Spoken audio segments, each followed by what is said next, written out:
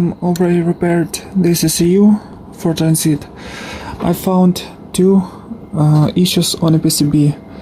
This one is complicated to repair, but especially complicated was this DTC. So now it's completely repaired. We have 0 DTCs, empty window.